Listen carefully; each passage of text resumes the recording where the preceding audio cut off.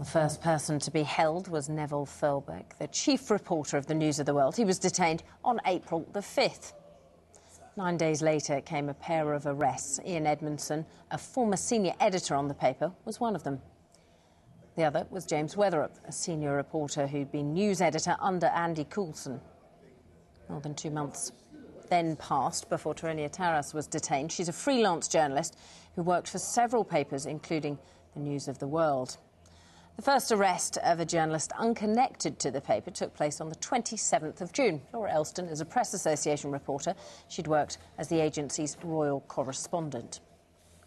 Next up, the most high-profile move by the police until yesterday. Andy Coulson, who was the News of the World's editor for 4 years before becoming David Cameron's communications chief. He was questioned on July the 8th.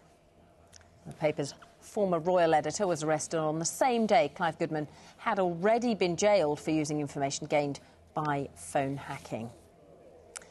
And there was a third arrest on the day. An unidentified 63-year-old man who Sky sources have learned is a private detective. Then last Thursday came the arrest of Neil Wallace, who'd worked as deputy editor of the News of the World under Andy Coulson. He's since done PR work for the Met Police chief, Sir Paul Stevenson.